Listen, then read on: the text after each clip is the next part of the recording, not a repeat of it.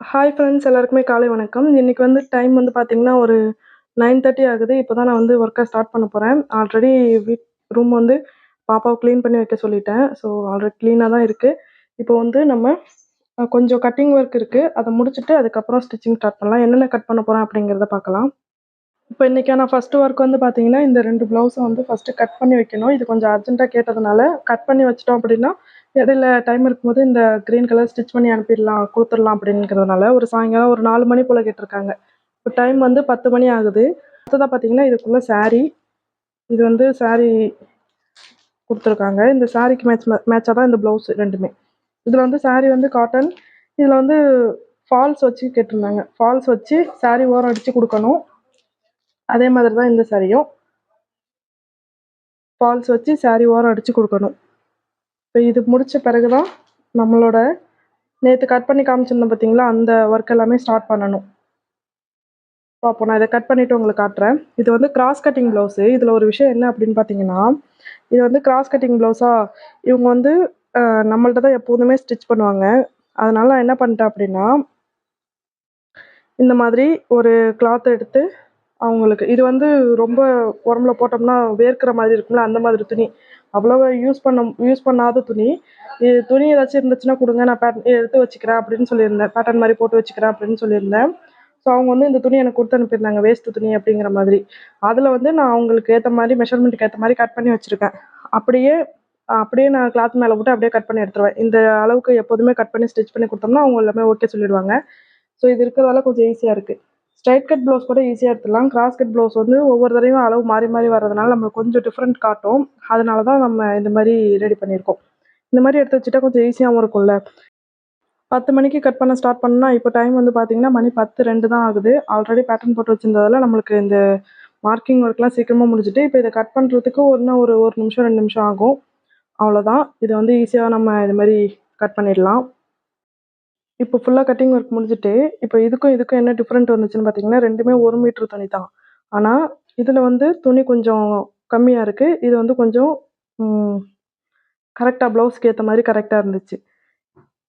இது வந்து எப்படி எப்படி கம்மியா இருந்துச்சுன்னா, அவங்க கட் பண்ணி குடுக்குறதெல்லாம் 1 மீட்டர் கரெக்ட்டா தான் கட் பண்ணி குடுத்துருக்காங்க. வித்துல வந்து இப்போ கிளாத்த ஃபோல்ட் பண்ணிட்டு வித்து பார்ப்போம்ல, அந்த மாரி வித்து பார்க்கும்போது, இது கம்மியா இருக்கு, இது அதிகமா இருக்கு. அதனால இது கரெக்ட்டா நம்மளுக்கு அவங்க அளவுக்கு ஏத்த மாரி கரெக்ட்டா எல்லாமே கட் பண்ணிட்டோம். ஆனா இதுல மட்டும் பட்டி பீஸ்ல கொஞ்சம் ஒட்டு வைக்கிற மாரி ஆயிட்டு, அதுக்கப்புறம் இந்த ஹூக் பட்டி இருக்கு பார்த்தீங்களா, அதுக்கு சுத்தமா துணி இல்ல. அதுக்கும் நம்ம வேற துணி தான் வாங்கி அட்டாச் பண்ற மாரி இருக்கு. கடைசில பார்த்தா 2மே 1 மீட்டர் தான். இது இப்ப இதுல பார்த்தீங்கன்னா வித்தியாசம் தெரியும். இது வந்து அந்த கிரீன் கலர் ப்ளவுஸ்க்கு உள்ளது. பட்டி ஃபுல்லா கட் பண்ணிட்டேன். இப்போ அப்படியே பேக் சைடு பார்த்தீங்கன்னா, இப்போ இதுக்குள்ள கரை பீஸ் எங்க முடிஞ்சிருக்கு, இதுக்குள்ள கரை எங்க முடிஞ்சிருக்கு பாருங்க. அப்ப இவ்வளோ தூரத்துக்கு வந்து இந்த கிளாத் பெருசா இருக்கு. இது வந்து சின்னதா இருக்கு. இப்ப இந்த வித்தியாசத்துல தான் நம்மளுக்கு துணி பத்தாம இருக்கு. ஆனா 2மே 1 மீட்டர் தானேன்னு சொல்லி கேட்பாங்க. பத்தல அப்படின்னு சொன்னோம்னா. ஓகே. இனிமே இத ஸ்டிச் பண்ண வேண்டியது தான். இன்னைக்கு ஃபர்ஸ்ட்டு ஸ்டிச் பண்ண போறது எது அப்படின்னு பார்த்தீங்கன்னா, இந்த பஃப் ஸ்லீவ் கட் பண்ணி வச்சிருக்கேன் பார்த்தீங்களா? இத தான் வந்து நான் இன்னைக்கு ஸ்டிச் பண்ண போறேன். மத்த எல்லாமே நார்மல் தானே. அதனால அதெல்லாம் கடகடன்னு முடிச்சிடலாம். சரி இந்த பஃப் ஸ்லீவ் தான் ஃபர்ஸ்ட்டு ரெடி பண்ணலாம் அப்படின்ட்டு எடுத்து வச்சிருக்கேன். இதுல வந்து பார்த்தீங்கன்னா, இதுல என்ன ஒரு இஷ்யூ இந்த மாரி சாரீலன்னு பார்த்தீங்கன்னா, இந்த இடம் பார்த்தீங்கன்னா, ரொம்ப சுருங்கி சுருங்கி இருக்குமா, அதனால நம்மளால கரெக்ட்டா பண்ண முடியாது. அதனால ஃபுல்லாவே இப்ப எல்லாத்தையுமே அயர்ன் பண்ணிட்டு தான் நம்ம வந்து ஒர்க்க ஸ்டார்ட் பண்ணணும். அயர்ன் பண்றதுல ஒரே ஒரு விஷயம் ஒண்ணு சொல்லிக்கிறேன். என்னன்னு பார்த்தீங்கன்னா, இப்போ இது வந்து புடவ ஃபுல்லா சாரி இந்த ப்ளவுஸ் ஃபுல்லா இந்த இது வந்து இருக்கு. நீங்க சாரி ப்ரீ ப்ளீட் பண்றதா இருந்தாலும் சரி, எதா இருந்தாலும் சரி. இப்போ இது வந்து புடவ ஃபுல்லா ப்ளவுஸ் ஃபுல்லா இது இருக்கு. பாடி உள்ள இடம் இது. இது வந்து பார்த்தீங்கன்னா, இந்த பார்டரு. ஓகேவா? இந்த மாரி நல்ல ஜரி உள்ள இடம். இந்த மாரி 2 இடம் இருக்கா? இந்த 2 இடத்துல வந்து நீங்க ஃபர்ஸ்ட்டு இந்த ஜரி உள்ள இடத்துல வந்து நீங்க அயர்ன் பண்ண போறீங்க அப்படின்னா, இந்த இதில அட்ஜஸ்ட் பண்ணுவோம்ல, அட்ஜஸ்ட் பண்றதுல வந்து பார்த்தீங்கன்னா, சில்க் அப்படிங்கிறதுல வச்சுட்டு தான் நம்ம வந்து பார்டர் வந்து அயர்ன் பண்ணணும்.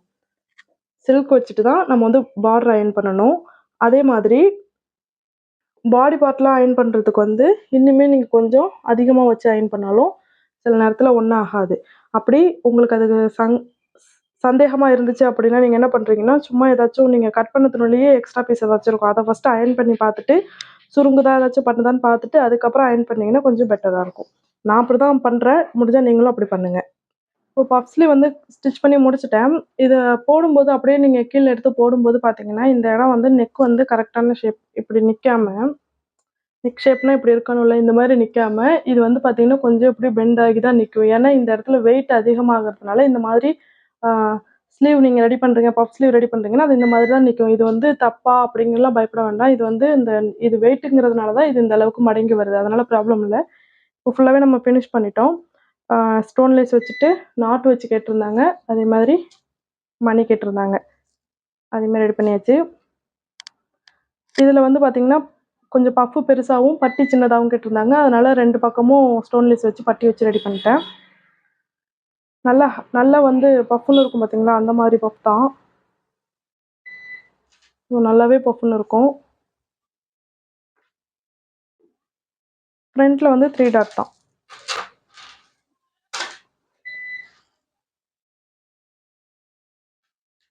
இது இப்படி மடங்குது பாருங்க. இதுதான் சொல்கிறேன். பார்க்கறதுக்காக என்னமோ தப்பு பண்ணிட்டோமோ அப்படின்னு தோணும். ஆனால் அப்படி கிடையாது. இது வியர் பண்ணாக்கா ஃபிட்டிங் சூப்பராக வரும். இது வந்து ஃப்ரண்ட் ஓவர்லாக் போட்டு தான் ரெடி பண்ணியிருக்கேன். ஓகே, இப்போ அடுத்த ப்ளவுஸ் வந்து ரெடி பண்ண போகிறோம். சேம் இதே மாதிரி 4-5 ப்ளவுஸ் கட் பண்ணி வச்சுருக்கேன்ல, அதில் வந்து அடுத்தது ப்ளெயின் ப்ளவுஸ் ஏதாச்சும் ஒன்று இருந்துச்சுன்னா அதை எடுத்து நான் ரெடி பண்ண போகிறேன். இதுக்கப்புறம் பார்த்தீங்கன்னா எல்லா ப்ளவுஸுமே நான் ஒன்று ஒன்றா கம்ப்ளீட் பண்ணி முடிச்சிட்டேன். ஆனால் என்னால் வீடியோ எடுக்க முடியலை. அப்பப்போ வந்து ஆளுங்க வந்து வாங்கிட்டு போயிட்டாங்க. நைட்டு 12 மணி 1 மணி எத்தனை மணிக்கு ஃபோன் அடித்தாலும் உடனே வந்து வாங்கிட்டு போயிடுறாங்க. அதுவும் இல்லாமல் எனக்கு வீடியோ எடுக்கவும் சுத்தமாக டைம் இல்லையா. அடுத்தடுத்து நான் இன்றைக்கி நைட்டுக்குள்ளே எல்லாத்தையுமே கம்ப்ளீட் பண்ணணுமா, அதனால் வேறு வழியே இல்லாமல் வீடியோ எடுக்காமல் நானும் கொடுத்து அனுப்பிட்டேன். அதுக்கப்புறம் இந்த ஒரு ஆரி ஒர்க் ப்ளவுஸ் கொடுத்தாங்க. பேக்கில் போட் நெக் வச்சுட்டு ஃப்ரண்ட்டில் நார்மல் டீப் நெக் வச்ச மாதிரி பேட்டர்ன் போட்டு தான் ரெடி பண்ணேன். ஃபிட்டிங் சூப்பராக வந்திருக்கு அப்படின்னு சொல்லியிருந்தாங்க. ஆரி ஒர்க் வந்து போடுறதுக்கு முன்னாடியே நான் தான் மார்க் பண்ணி கொடுத்தேன். நானே ஸ்டிச் பண்ணி கொடுக்கணும் அப்படின்னு சொன்னாங்க. அதனால் நானே மார்க் பண்ணி கொடுத்துட்டேன். நல்லா வந்துருந்துச்சு. என்ன எல்லாேருக்கும் ஸ்டிச் பண்ணிவிட்டு கடைசியில் எனக்கு தான் ஸ்டிச் பண்ண டைமே இல்லை. நைட்டு ஒரு 1.25 மணி நேரம் தான் தூங்கினேன். அதுக்கு மேலே ரெஸ்ட் எடுக்கலாம் டைம் இல்லை. ஏற்கனவே இருந்த சாரீ கட்டிட்டு நானும் வந்து ஃபங்க்ஷனுக்கு கிளம்பிட்டேன். இந்த வீடியோ பிடிச்சிருந்துச்சுன்னா மறக்காமல் லைக் பண்ணிடுங்க. இந்த மாதிரி டெய்லரிங் வீடியோ உங்களுக்கு பிடிக்கும் அப்படின்னா நம்மளோட சேனலை மறக்காமல் சப்ஸ்கிரைப் பண்ணிக்கோங்க. நம்ம நெக்ஸ்ட் வீடியோவில் பார்க்கலாம். பாய்.